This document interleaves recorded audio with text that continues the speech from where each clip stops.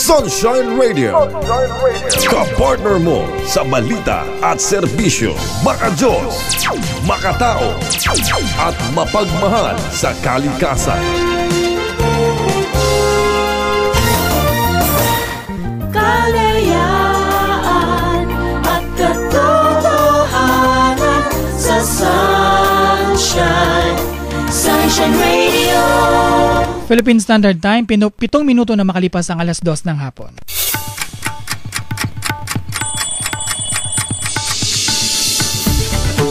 Mga mabuting binhi ng pag-asa at positibong pagbabago, isulong at ipaglaban ang pagpapanumbalik ng kalikasan. Eco Hour. Eco Hour. Hatid sa inyo ng DZAR 1026 Sunshine Radio Manila. Eco Hour. Ang boses ng kalikasan sa radyo.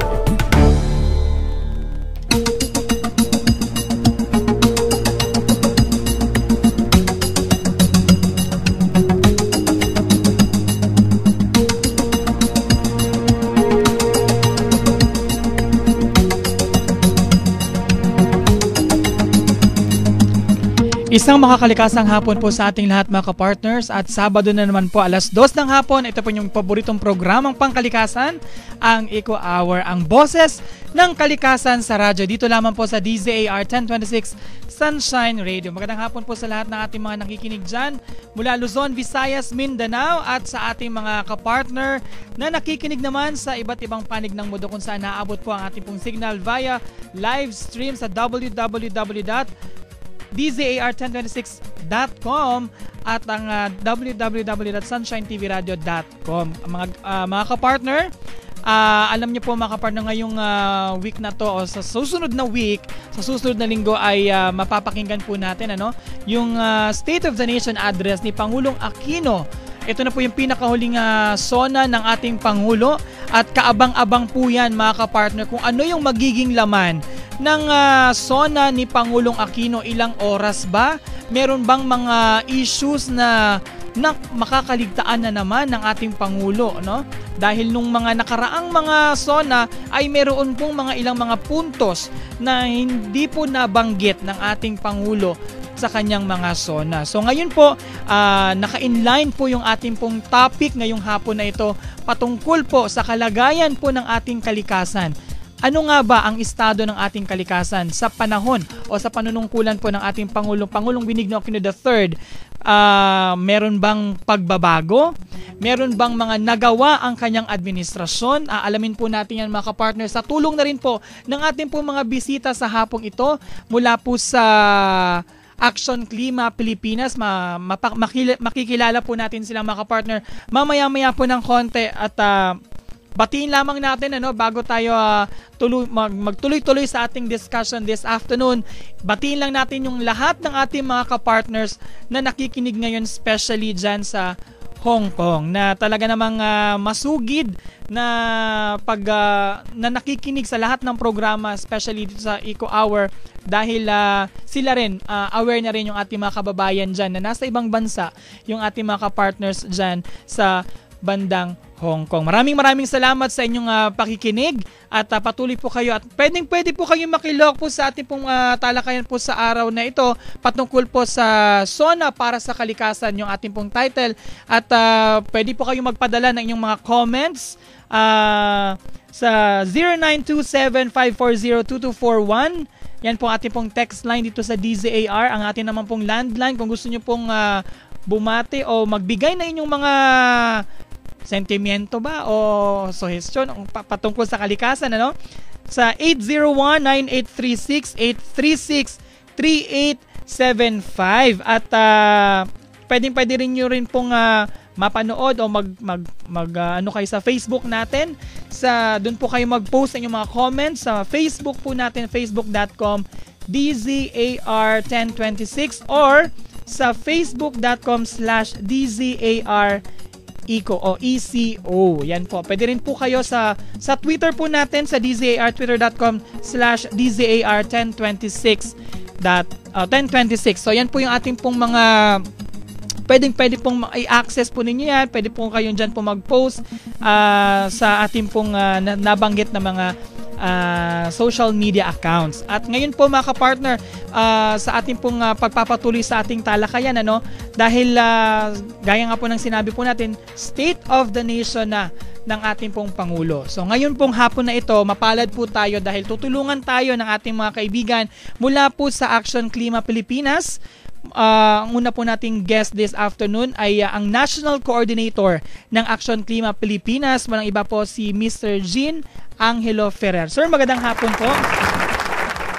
At kasama rin po natin para po magbigay rin po sa atin po ng yung estado ng ating kalikasan sa kasalukuyan. Ito ba'y na maganda o di maganda? Ayan, tutulungan po tayo ni Attorney Elpidio Peria, ang Executive Director ng Biodiversity Innovation Trade and Society Policy Center at convener din ng former convener ng Action Klima Pilipinas. Sir, magandang hapon po sa inyo. Sa buong Pilipinas. At alam niyo po mga kapartner, napaka-interesting po ng ating pong talakayan. Dahil po medyo napapabayaan, medyo hindi po pinapansin itong issue na to. Which is supposedly apektado tayong lahat kapag hindi natin binigyang pansin. Tama po ba yan, sir? Tama yan kasi Action Klima Pilipinas climate change. It's a global problem. Yes. That we need to look at. Sir, una po nating tatalakay since it's SONA po, prior to the President's final SONA, ano po ba yung kalagayan ng ating environment o kalikasan sa kasalukuyan? Unahin po natin si Sir Jean. Sir. Ang kalikasan natin ngayon medyo masama. Masama? Halatang-halata naman yan kasi pag lumabas pa lang ako ng bahay, nung papunta ako dito, nauubo ako dahil sa mga usok-usok. Pero kung titingnan natin, di ba, madaming bagay sa kalikasan Yes. Tubig, pagkain, daily living Hirap na hirap talaga. Na sana ay mas maayos natin. Si Attorney... Ano pong pwede natin itawag po sa inyo? Ping. Attorney Ping. Peria. Ping Peria. Sir, sa inyo po, ano po ba yung estado ng ating pong kalikasan sa ngayon? Gusto kong susugan yung sinabi ni Jean na hindi nasa ayos pa rin ang ating kalikasan. Kahit pa sabihin pa ni Pinoy sa kanyang SONA, ilista niya yung kanyang mga ginawa sa kalikasan, no? Of course, mamaya ating didetalyahin. Yes. Pero ako, kung si Jean ay umaangal sa hangin. Sa hangin. Kayo naman po. Ako, dahil based ako sa General Santos City. Yes, sariwa yung mga isda sarap ko doon. Dyan, sir. Oo. Mga talakitok, katambak, sariwa ang mumura. Pero dito, nakukuha ko dito mga galunggong, tilapia. Si Gigi talaga, bangus, napakasikat talaga ni Gigi. Mataas din yung aking uric acid. So, parang naulong ako parati. Lately nga, nagluluto na yung misis ko para dalhin ko rito So, for that, sa Manila, na may mabibili kayong mga ganong klase isa, pero ang mamahal. O kung meron man, hindi sariwa. So, yun, isang reflection yun ng ating kalikasan, ang karagatan, no? Ang pangisdaan natin, hindi rin siya talaga nasa saktong kalagayan. Ilang aspeto pa lang yung napapag-uusapan po natin sa inyo po. Hindi pa tayo nagsisimula ng doon pa lang sa ating daily life. Diyan kasi may kita na may problema sa kalikasan. Kasi kung hindi mo na nararamdaman sa araw-araw, wala ka talagang pakialam kung ano nangyayari. So pag sinabi niyo po na pag nasa kalsada tayo, pag inano natin yung madumi yung yung palang may problema na tayo sa kalikasan. Pagbaba mo pala ng jeep ay ano ba yun? Di ba? Usok na. Air pollution yun. Ayan. So, sir, ano po ba yung pinaka-threat o problema na kinakaharap ng ating kalikasan ngayon? Sa Action Klima Pilipinas, yung tinitingnan talaga natin, climate change. Climate change. Diba? Yes. Problema lang natin, isa itong matagal na problema na kailangan natin maipakita sa gobyerno, mapaintindi sa tao at gumawa ng mga pulisiya para ipaglabanan ang climate change. Speaking of policy, marami na po tayo kung bibilangin natin yung mga nagawa ba natin, sir. Paano ba yung implementation ng mga policy na yan? Yung policies regarding sa climate change, onti pa lang kung iniisip ko nga halos wala tayong polisiya ngayon. Sa Pilipinas. Marami tayong nasimulan. Pero yung pagpapasunod, the follow-up actions, parang kailangan pa siguro ng siguro ilang administrasyon para makita ang resulta nun. Kaya ganito, hirap pa rin tayo. Nangyayari kasi, 'di ba, tinitingnan natin yung mga specific sectors sa environment, sabihin natin sa logging, sa mining, sa energy. Pero tinatamaan lang nito yung climate change ng paunti. Kasi hindi talaga doon yung focus ng polisiya eh. So, nadadamay lang kumbaga yung climate change. Pero yung level of awareness ng mga tao sa ngayon po with regards pag sinabing climate change, gaano na po ba kataas yung awareness po natin? Sa tingin ko, sa normal na individual, mataas naman. Mataas. Alam naman nila kung ano yung climate change. Kasi nga alam ko na sasama rin to sa curriculum sa mga school, sa mga paaralan. Kaya alam nila. Yung kailangan natin to move forward is ano bang gagawin para labanan ng climate change. So doon tayo medyo nagkukulang kasi nga kaunti pa lang yung mga plano natin. Meron na tayong National Climate Change Action Plan na nilatag ng gobyerno. So sana mas mapaintindi sa tao, sa mga LGU, ano ba yung nilalaman ng NCCAP na to? At paano natin to gagamitin para makombat nga ang climate change. Ang kulang doon sa yung sinasabi ni Gina National Climate Change Action Plan ay yung aksyon sa ibaba. Sa ibaba. Sa lokal. Sa lokal talaga. Kasi marami rin tayong mga local government units na nasa, siguro sabihin natin, panimulang stage pa lang ng pagbalangkas sa mga planong yan. At siguro nga, yun na yung flip side nung nangyari sa atin, yung, di ba, sunod-sunod, Sendong, Pablo, Yolanda, tumaas ang antas ng kamulatan ng ating sambayan ng Pilipino at kasama na rin ang mga lokal na opisyal. Pero yun nga marami pang kailangang gawin. Isa-isahin natin yan mamaya basta may oras pa tayo. Oo, mahaba-haba naman po yung oras natin. Pwede nating pakiusapan ng susunod na program. Hindi. Sir, pero yung sinasabi po natin sa local kasi syempre may effort din ng LGU, sir, 'di ba? Pero yun nga po yung span. Oo. May tinatawag rin kasi tayong DRRCCA, so Disaster Risk Reduction and Climate Change Adaptation. Yung mga LGU natin mas nagfo-focus sa DRR Kasi yun yung mas immediate, 'di ba? Pag umulan bukas, at least alam nila gagawin nila. Yung sa climate change adaptation, dyan yung medyo hindi nila alam Kulang yung technical knowledge. Mas pang matagalang pagtanaw agad dyan at hindi mo rin agad nakikita ngayon. Halimbawa, yung pagtaas ng mga baybaying tubig, yung sea level rise. Sasalita kami, nagseseminar, pero of course, hindi namin matuturo agad na biglang 10 piye agad, no? Hindi agad yan nakikita kasi matagal na panahon. But sa haba ng panahon na yan, doon mo kailangang gawin yung mga sinasabi ni Gina, climate change adaptation, yung pag-a-adjust ng mga ginagawa mo, pati ng struktura mo, pati pagkain mo, upang pag dumating na yon ay handa ka na. So malayo pa rin talaga tayo doon. So kung baga sir, kung meron tayong seawall na ganito lang kailangan nating, 'di ba? Kailangan tingnan yung malayo. Yung problema natin yun nga kasi nag-iiba-iba yung administrasyon, nag-iiba-iba yung mga plano. Pero yung issue kasi ng climate change, issues ng environment, hindi yan nag-iiba So dapat irregardless kung sino man yung presidente mo, na pagpaplanuhan mo na yan. Wala tayong yung tinatawag nilang long term. Yun, continuity. Parang framework 2030, parang gano'n, di ba? Dapat gano'n sa ano. Nagsimula na rin naman yung mga ibang ahensya ng gobyerno na magbalangkas ng mga plano na long term. Gusto kong i-mention yung National Biodiversity. So sa mga buhay na mga halaman, hayop, mga mikrobyo, biodiversity yan. So meron tayong National Biodiversity Strategy and Action Plan hanggang 2015 hanggang 2028. Pero yun nga, ngayon pa lang yan nasisimulan.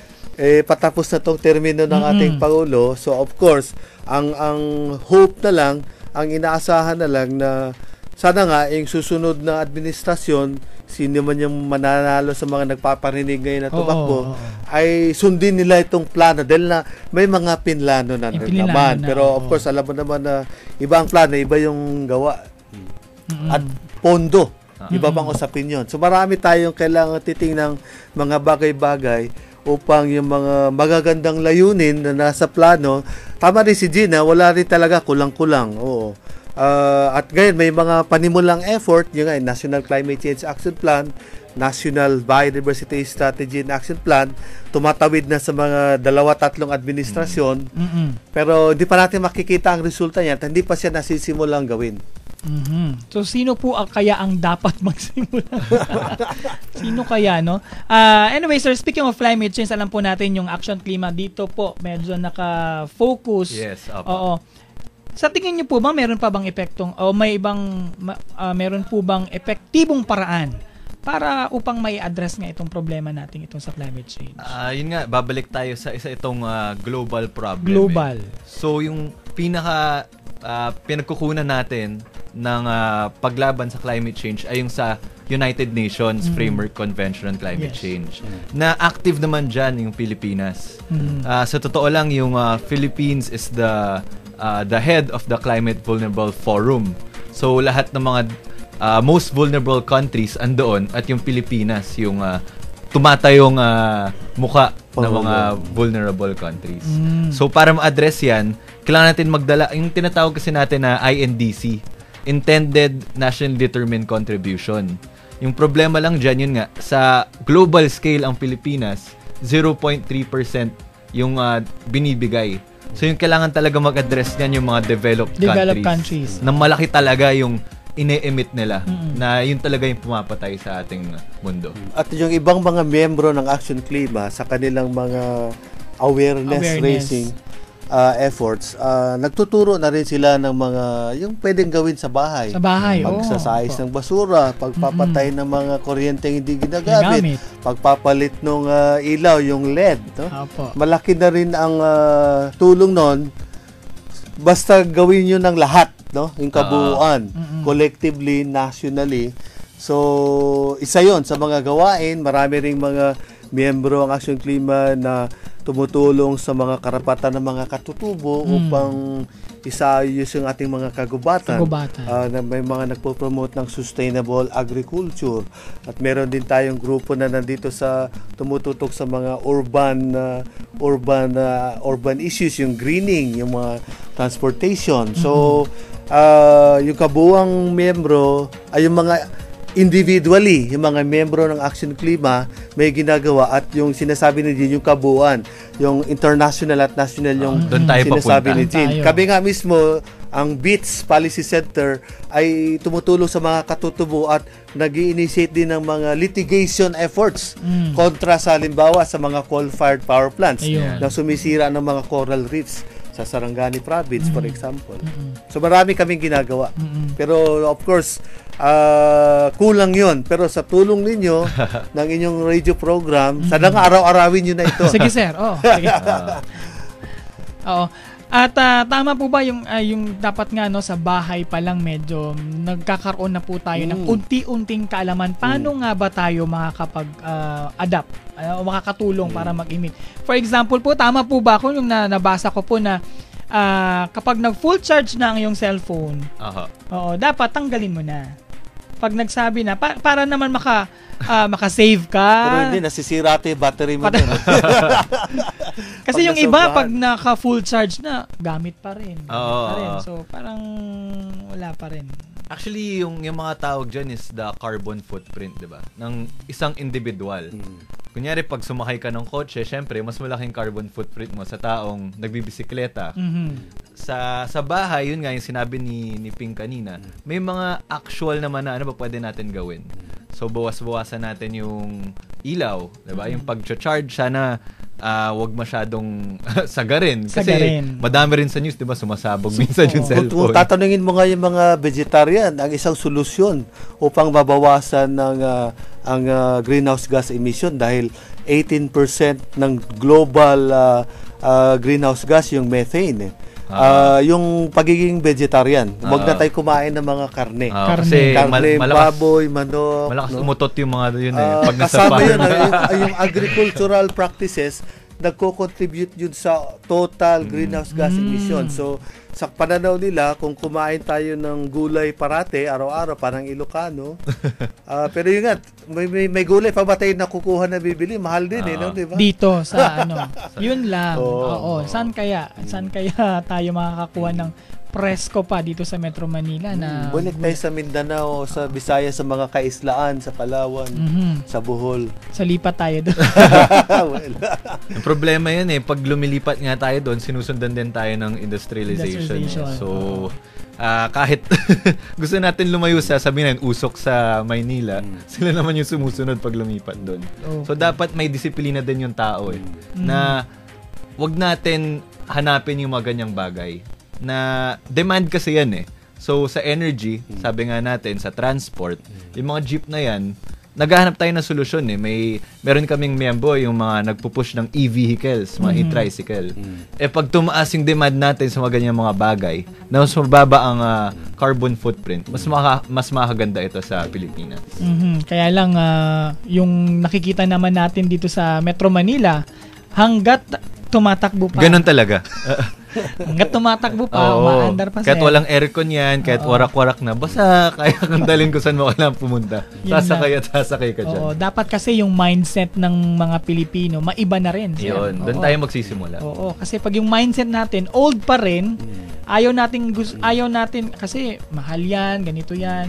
Pero pag yung mindset natin, papunta na pataas, talagang ma-achieve natin kung ano yung gusto natin ma-achieve with our environment. Dahil nga malaking issue ito sabi ko sa'yo kanina na kailangan talaga dyan yung collective action that starts with the mindset of the individual. Yan. So pag lahat tayo pare-pareho ng iniisip, tama na yung climate change na to, tama na yung carbon emissions, may mararating talaga tayo.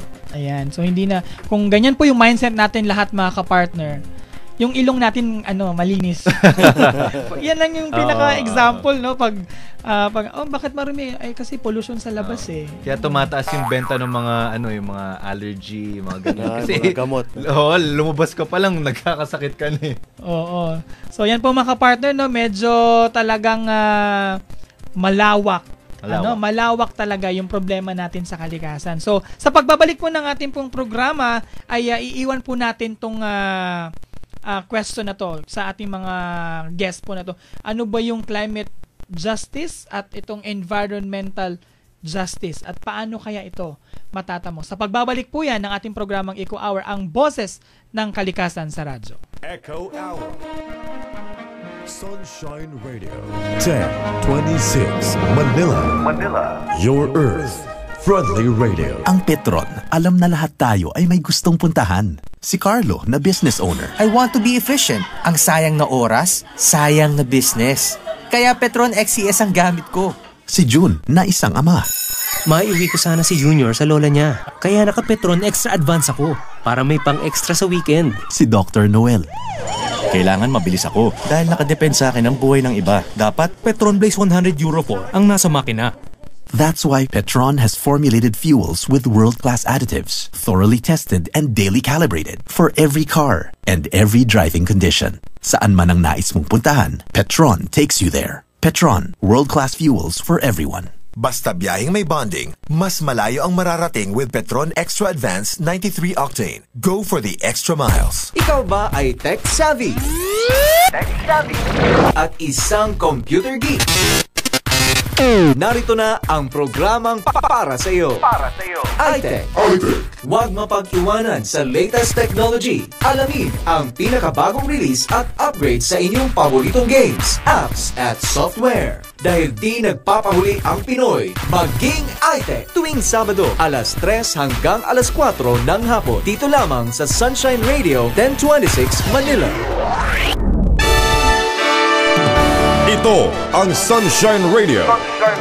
Panig sa katotohanan, naniniwala sa katwiran, at nangangalaga sa inang kalikasan. Eco Hour. Kayo'y nakikinig sa Sunshine Radio.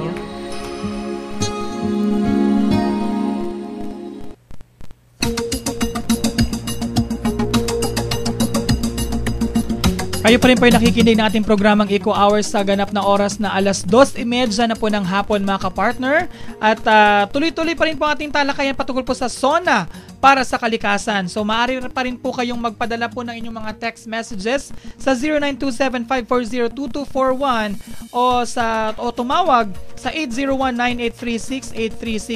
801-9836-836-3875. So sa naiwan po nating katanungan, para po sa ating pong mga guest this afternoon, sir, ano po ba yung climate justice at yung environmental justice na sinasabi po dito at paano po kaya ito natin matatamo?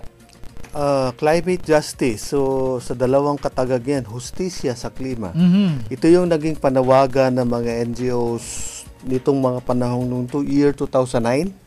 Kasi yun na sana yung taon na yun na kung saan meron tayong agreement na pag-address nung yung global warming. Yes. Pero siguro kung magbalik tanaw tayo, balik kasi sa yan, hindi nag-succeed yun. Kaya nga meron tayong discussion sa Paris.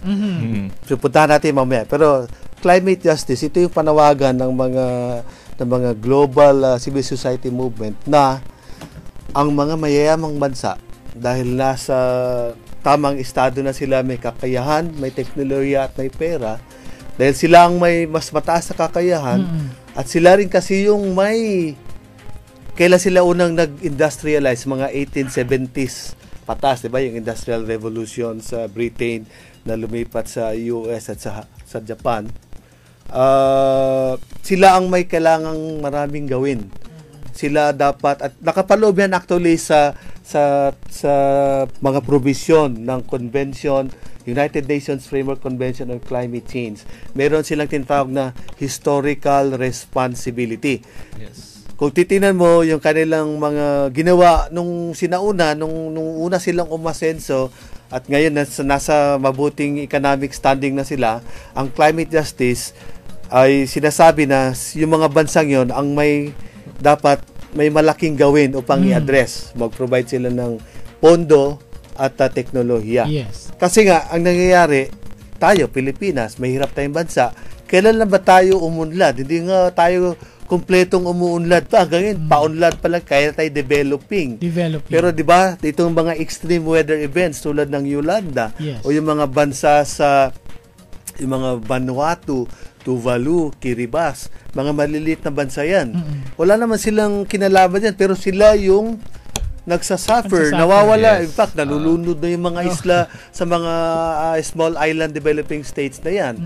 So, saan ang hustisya? Yes. Ang dapat na nagpasimuno nito, yung may historical responsibility, sila ang may dapat obligado na may unang gawin. Yun yung climate justice. Upang, di ba, ang usapin ng justice, hindi lang yan pagpapantay-pantay, kundi yung nararapat na pagpapantay-pantay. So, sa usaping klima, ang mga mayamang bansa na unang nagbuga ng mga usok, sila rin ang dapat may malaking gawin. Gawin ngayon. In fact, nakapaloob na yan sa UN Framework Convention on Climate Change. Ang environmental justice naman, mas bigger justice framework ito. Ako, ang intindi ko rito, ito yung mga karapatan ng mga puno, hayop, mga mikrobyo na sana naman ay hindi rin sila apihin, no? Halimbawa, yung mga environmental movement sa US, mga early 70s pa yan, yung mga unang tanong noon ng US Supreme Court, ang mga puno ba ay merong standing to sue? So yun yung mga usapin ng yung environmental justice. Of course, ang sagot doon, wala.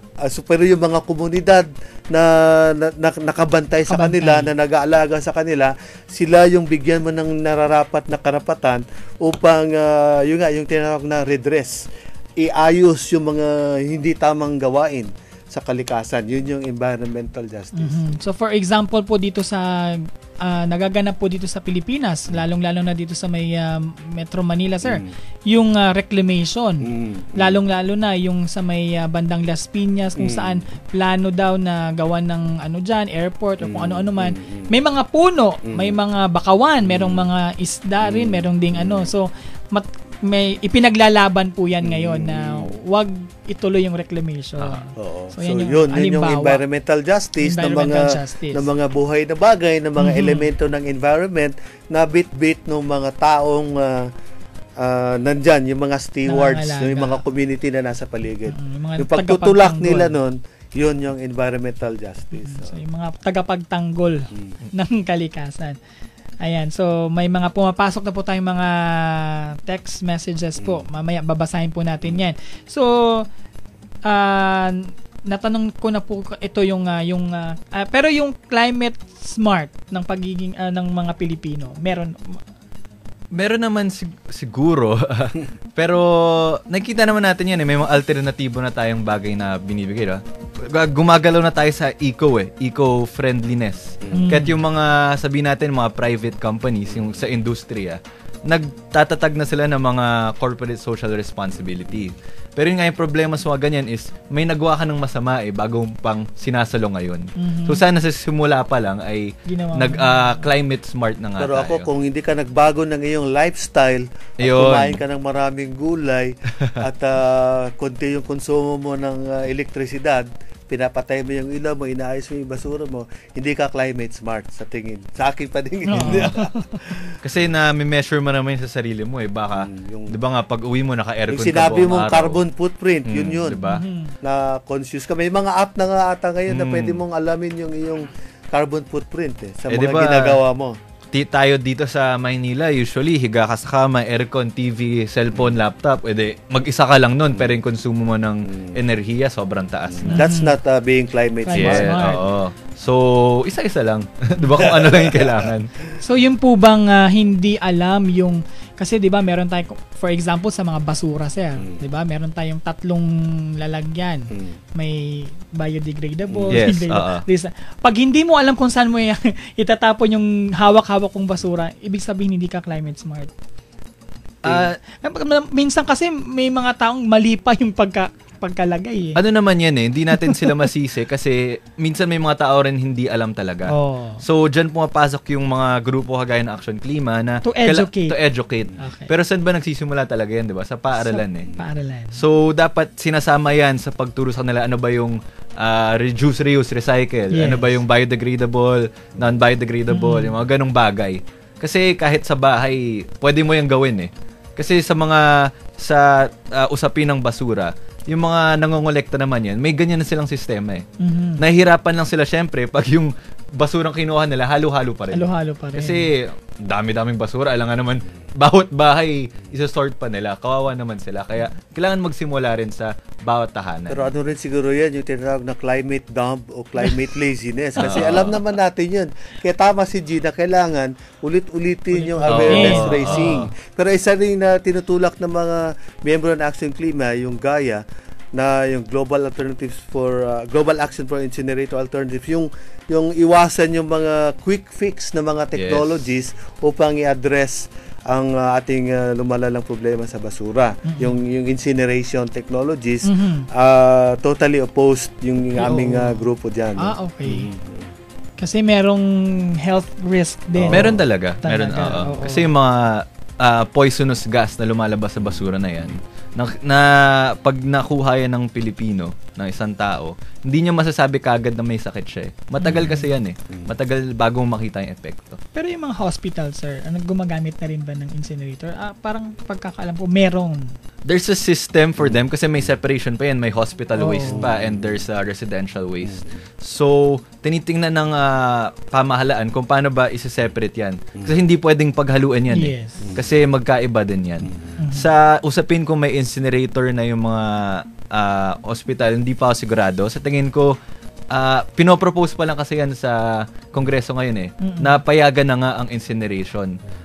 Yung problema natin is meron nga tayong Clean Air Act. So may mga bagay sa Clean Air Act na matatanggal o masa-strike out dahil sa proposition na incineration. Sa pagkakaalam ko, MMDA is pushing for incinerator. Ayun nga oo. Kasi may kanya-kanyang rason yan, pero tingnan natin kung ano mangyari. Okay, so papasukin na natin tong mga ating mga concerned citizens, sir. Bago na tayo tuluyang dun sa iba pang mga questions po natin. Galing kay isang concerned citizen, sir, ang maliliit na bansa po ang nagiging biktima ng climate change. Pero sa totoo lang, ang mga first world country ang culprit sa pagbubuga ng greenhouse gases. Ano ang maaaring magawa ng mga nasa third world country?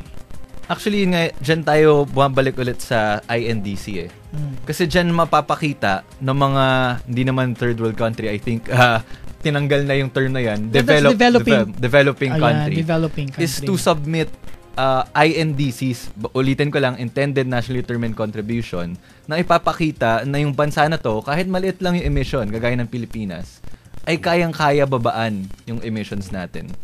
So, pag napakita natin sa kanila yan na, grabe naman kayo na nga yung pumapatay sa atin, tas hindi nyo pa kayang babaan. Mahiya naman kayo sa amin. Ayan. Yung concerned citizen na nag-text niyan, yun ang climate justice na sabi niya na yung sinasabi natin kanina, at tama si Jean na sa usaping international, lalo na sa ngayong negosasyon sa Disyembre sa Paris po. Yung mga developing countries ay tinutulak nga na yung mga mayayamang bansa, no? At sila yung dapat mas maraming gawin. Of course, yung mga tulad natin, may gagawin din naman tayo Yes, Pero mas marami tayong magagawa kung mayroon ding suportang maibigay sa international system, no? Pero sir, as of today, ano po ba yung status ng commitment ng mga malalaking bansa dun sa nila, emit ng carbon? Wala. Kasi meron tayong Kyoto Protocol na nagkaroon na ng second commitment period noong 2012. Kailangan nun ng 134 countries upang maging legally binding. If in effect. Nung last na check ko nung Hunyo, parang 34 countries pa lang. Kasi habang nagne-negotiate tayo itong sa Paris, kasi ang itong kasunduan na hopefully makukuha sa Paris, ito yung mga action after 2020. Anong gagawin natin ngayon 2015 hanggang 2020? Wala. So dapat yun yung Kyoto Protocol second commitment period na hindi pa siya legally enforced. So ngayon wala. Any country can do what it wants. So paano po walang legal framework upang i-curb o i-limit ang mga emissions sa mga bansa. Of course, lahat ng bansa nagsasabi na may ginagawa kami. Pero walang existing legal framework na pwede mong sabihin na, oy, ito sundin nyo. Kasi nga, yung Kyoto Protocol na hindi naman sinunod, kasi yun, ang sabi lang doon, 5% from 1990 levels ang pagputol ng greenhouse gas emissions. 5% from 1990 level. Walang nangyari doon. Walang sumunod doon. In fact, nagsialisan pa nga ang malala ko, Canada, Japan at Russia, no? Nag-design sila, hindi umalis sila sa kasunduang yon. Pero sa pagsisikap ng third world countries, may agreement uli na second round ng commitment for Kyoto Protocol ng 2012. Para ito dapat ngayon habang nagne-negotiate. Pero dahil hindi pa enough yung mga number of countries, kasi ganoon ang international law, pag may number of enough countries ka na nagsagawa, na nag-ratify yung tawag na Doha Amendments to the Kyoto Protocol, legally in effect yan. Wala pa sa ngayon.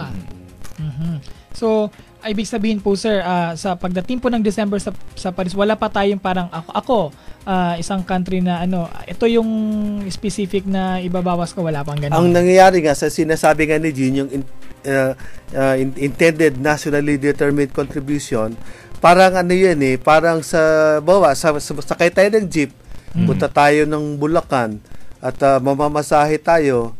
Ang dapat na usapan kung commitment, isang tao magbabayad. Ngayon, ang style na mangyayari, dahil contribution, patak-patak tayo. Kung kailan, ang pera mo, piso lang.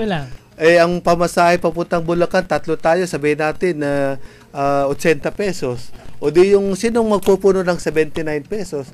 So yung sistemang ganon, pag-aaralan pa rin ng UN Framework Convention on Climate Change kung yung mga tinatawag na INDC na pinalabas na ng mga bansa tulad ng China, European Union, US, Switzerland, Mexico ay enough ba upang malimita yung global average na 2 degrees. Kasi ngayon, sa pagtasa ng Intergovernmental Panel on Climate Change, tumaas na by siguro almost 1 degree centigrade ang ating temperatura mula nung from a 30-year period.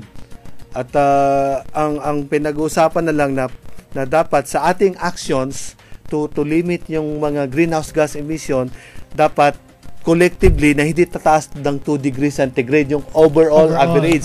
Kasi kung tataas yon, matutunaw yung mga glacier sa North and South Pole at tataas ang sea level. At aalamin pa yon ngayong October.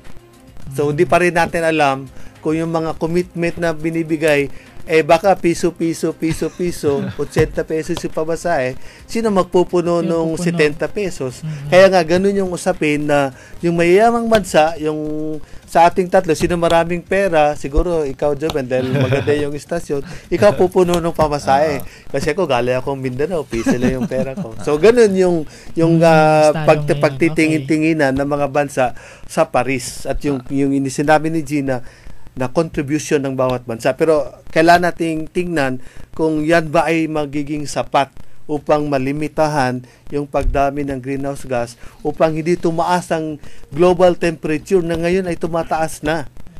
Ang Philippines nga as chair ng Climate Vulnerable Forum ng mga bansa ay nagtutulak na ng 1.5 degrees centigrade average. At ibig sabihin nun, mas malaki na dapat yung ibabawas na greenhouse gas emission ng kada bansa. Ang tanong, sinong mauuna? Sino? Nagtutulakad. Okay. Abangan natin yan, sir. Ayan, meron pa from Giselle ng Antipolo Rizal. Good PM, nakakabahala na ang tindi ng pagkawasak ng ozone layer. Do you think dapat na magmadali na ang gobyerno sa reforestation kahit sa mga syudad? Actually, yung reforestation issue yan ng... yung forest kasi carbon sinks yan. Yung problema natin, matagal yan bago tumubo eh. Okay. So kahit magmadali tayo, mahirapan tayo sagapin. Yung kailangan natin gawin ay pigilan na yung mga logging. Legal and illegal. Siyempre, illegal nga. Kaya, tinitignan mo, wag ka na pumutol. Yes. Sa syudad pa lang sa Quezon Ave, diba? Tinanggal nila lahat ng puno doon. Bakit? Para dagdagan yung mga lane ng mga vehicles. So, ano nangyari sa ngayon? Ang lalaki ng mga puno na yun. Nasaan na kaya? Wala na. Sinunog na yun. Tapos kung ano na. Ginawang bond paper. Gusto ko lang i-clarify din kay Giselle na yung usaping ozone layer, na-address yan yung Montreal Protocol. At hiwalay yan sa problema ng global warming. Yung ozone layer kasi, dahil yan yung mga sinatawag na mga yung ozone depleting substances.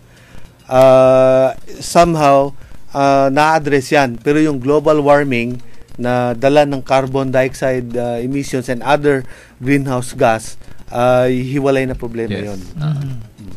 Okay, Giselle, sana'y nasagot yung mo. Ang next po natin from Anthony of Bulacan, ang problema kasi sa bansa natin, ang daming batas. Ang daming pinapasweldong tagagawa ng batas. Hindi naman napapatupad ang mga batas. Si Anthony Batas of Caloocan. Ay, hindi pala. Anthony lang. Dalawang problema yan sa gobyerno pati sa tao Kasi yung tao, yun nga, masabi mo, alam mo yung batas. Alam ang batas. Pero dahil alam mong wala naman magpapatupad doon, hindi mo sinusunod.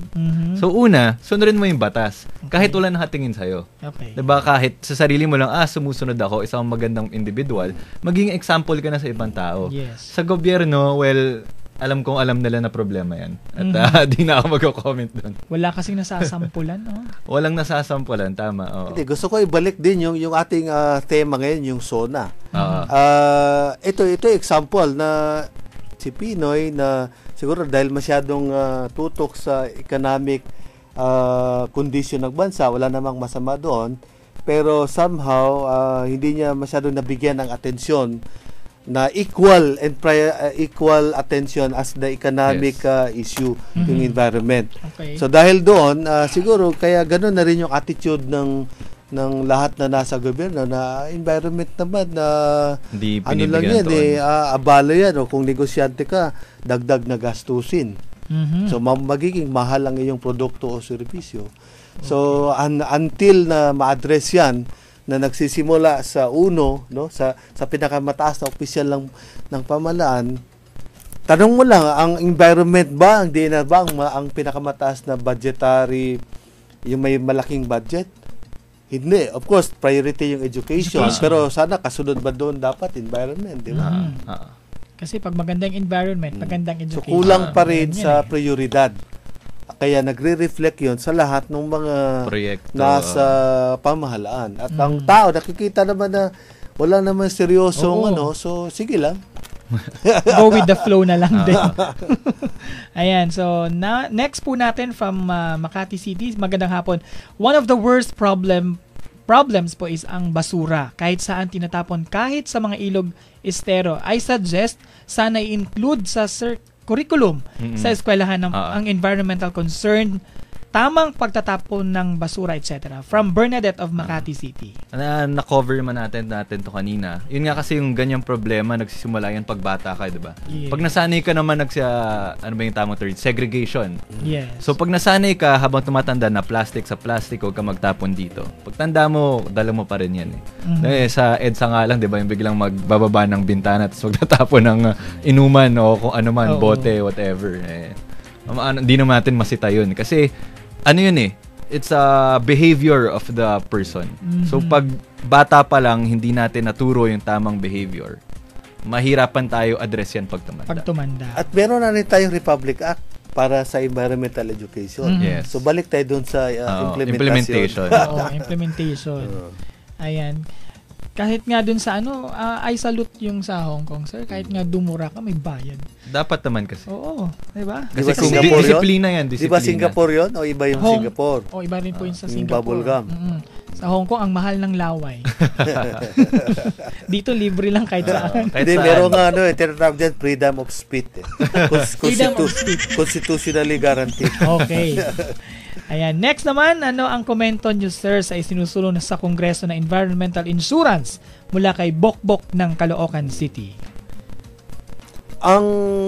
Di ko nakita itong bill nito, pero tingin ko ang layunin nito ay tulad ng mga kasiraan ng mga disaster. No? Yes. Pag tinamaan ng bagyo at pwedeng makabawi yung mga tinamaan at yun nga, insurance, di ba? Ganun yun. Yes.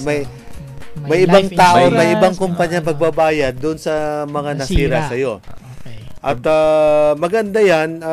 Of course, ang may iba bang aspeto dyan, yung tinatawag na climate insurance na nakatutok mismo sa specific na damage na arising from the adverse impacts of climate change. Okay. Maganda yan. Yun lang aking masasabi. At titingnan natin pampapag-aralan. Okay. Salamat for bringing it up. So bago po natin basahin yung next question sa ating text Jack po. Ito kasi may kaugnayan po dun sa inyong para po sa kaalaman po ng ating mga ka-partners na nakikinig ngayon. Sir, ano po ba yung Action Klima Pilipinas? Para naman po meron silang idea. Actually, Action Klima Pilipinas, isang batang organisasyon pa nito Network kami ng mga 43 different since organizations. 2008. Yung tawag naman namin is Climate Action. Kasi yung sa climate justice, may sisihan na nangyayari dyan Kaya nga justice Yung tawag namin is, kahit ano pang posisyon mo, gumawa ka ng initiative para combat yung climate change. Yes. So yun nga, kami ay isang policy advocacy group.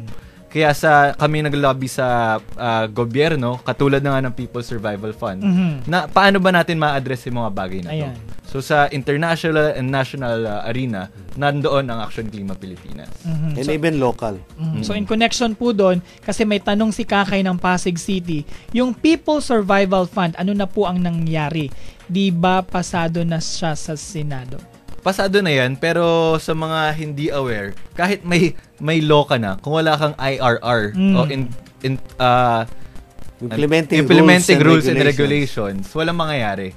Sa totoo lang, sa past 3 years, may naka-allot na pera dyan 500,000, 1 million, 1 million. Pero dahil wala ngayong IRR, hindi yan mabibigay sa mga LGU. Okay. Sabi naman ng PSF board na yung nga gumagawa ng IRR, inaantay na lang nila yung signatura ng presidente. So, sana, bago matapos yung termino ni Pinoy, sa SONA, sabihin niya, oy, nasign ko na yung IRR nito. Ayun. At kaya nang ibigay. Kung yun sinabi niya, matutuwa pa kami. So kahit 3 years late. Yung People's Survival Fund is under the what office yung mag-i-implement nito, sir? Ano yan? Ang chair ng board is sa Department of Finance. Sila yung kung may mga pondo tayo makukuha from the international system at pati sa General Appropriations Act, Ito yung magbibigay pondo sa mga initiatives ng mga local government units and even communities. Kasi sa batas na ito, meron siyang mekanismo tinatawag na direct access. But of course, yung direct access, may mga susundin ka mga patakaran at mga requirements.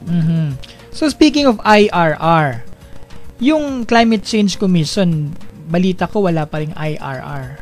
Actually, sa totoo lang, alam ko sila yung nag-draft ng IRR. Kasi wag niyo kakalimutan, yung presidente, ang umuupong chair ng Climate Change Commission. Okay. At napakita naman ni Vice Chair Commissioner Siring na may ginagawa naman sila na sinubmit na nga nila. Yun nga lang, kung babalikan natin yung sa SONA, hindi nga nabibigyan to na attention. Kaya baka naiipit nga. Hindi, kasi ang doon, ginawa na ng Climate Change Commissioners yung kanilang trabaho. In fact, nakita na namin yung kopya ng IRR, pirmado na ni Vice Chair Commissioner, Lucille Siring, yung dating Commissioner Yeb Sanyo na umalis na noong April 22, si Commissioner Harrison Alvarez. Yes. Nagtatalo nga, in fact, pinagawa ako ng legal memorandum yan na ano na ba ang kulang pa. At sa ating administrative code, ang kulang ay yung publication upang maging legally in effect. Ang sinasabi nga ng mga lawyers ng Climate Change Commission, pwede na sila. Pero ang kulang na nga lang yung publication. At walang may gustong magsimula ng pagpapublish Kasi pag na-publish na yon, hindi mo na kailangan yung pirma ng president. Pero yun nga siguro nagkakahiyaan, nag-aalangan. Kasi ayaw ma-expose si Pinoy siguro. Pero kami, ang Action Klima, parati namin at every opportunity, please naman Pinoy, pirmahan mo na lang to. Ano pa ba problema? Ano pa bang kulang? Ano ba kailangan i-revise kung meron man? Partners namin, networks, every time may seminar, napapagod na kasi siguro yung mga palagi news yan, organization sa amin. PSF, IRR, PSF, paulit-ulit na yan. Ang past 3 years, ano bang masasagot namin yun na nga yun. Kahit yung board ng People's Survival Fund, meron na natang parang memorandum na to Office of President na pirmahan na, pero so far wala pa. Malay mo baka sa Lunes. Baka sa Lunes. Sana nga. Antayan natin. Ano kaya ang kulang kay Presidente? Baka bigyan natin siya ng eco-friendly na invite nyo kaya sa invite nyo sa programa nyo kasama si gawa sa na ballpen na tinta na environment friendly. Ano ba? Yan na po actually yan isa rin daw po yan sa reason kung bakit hindi todo yung ng Climate Change Commission. Sana lang sa SONA wag na niyang gawin yung magpapagpag siya ng mga kung anong tamang nagawa niya. Sana gawin na lang niya, ito na lang yung gagawin ko sa huling taon ko dito. At ito ay hindi para sa akin, kundi para sa Pilipinas. Kinutya niya pa nga dati sa isang SONA niya 2 years ago na kayo mga environmentalists, kung nag-brown out, edi nag-ano rin kayo na nagpapaypay kayo at coal-fired power plants lang ang solusyon. So yun, isa rin yung tingin namin kakulangan ng ating Pangulo. So hopefully this coming Monday sa SONA ni Pangulo ay meron po siyang mabanggit na maganda naman about environment. Mag-aabang kami. Mag-aabang tayong lahat, sir. Oo. Kasi kaabang-abang po yan kasi yan na po yung last SONA ni Pinoy. So medyo kulang po talaga yung oras talaga po natin pagdating po sa issue ng environment. Oo, kasi actually sir, hinihiling na namin dun sa next program, amin na yung 30 minutes pero ayaw nila. Gusto namin bilhin pero ayaw nilang ibigay. Nagmahal pa, nagtaas pa ng presyo. Siguro pa-plug na lang social media na. Sa Action Klima Pilipinas, pa-like na lang facebook.com/Action Klima Pilipinas, pati sa Twitter @Action Klima. Yan lang naman. Kayo sir, meron kayo pa-promote sir? Maraming salamat na lamang sa pagkakataon nito. Ayan. Sir, maraming salamat Attorney Ping at si Sir Jean po sa inyo pong panahon na ibinigay niyo po sa amin. Hopefully, this is gonna be not the last. First and the last. Marami pa tayong pag-uusapan. Magiging ka-partner po tayo sa pagiging boses ng kalikasan. Ayan, pangangalaga ng kalikasan. Kasi po, under ng Sunshine Philippines Movement of Pastor Apollo Sikibuloy, kami rin po, dito po sa Sunshine Radio, ay tinataguyod po natin yung Earth-friendly radio station. Yes. Ayan. So maraming salamat po sa mga umantabay o sa mga nakinig po sa atin po, especially dyan po sa may KLC of Hong Kong. Dyan po sila Ate Jenny na nakikinig po every Saturday 2 to 3 PM po yan. So maraming salamat po sa inyong pong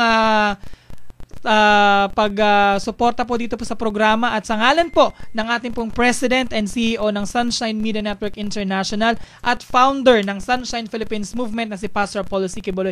Kami po ay nag-iwan po sa inyo ng magandang hapon at ang pagpapala ng ating pong makapangyarihang Ama ay pumasa atin po sa araw-araw. Susunod na pong programa, ang iTech. Inyong natunghayan ang Echo Hour, ang boses ng kalikasan sa radyo.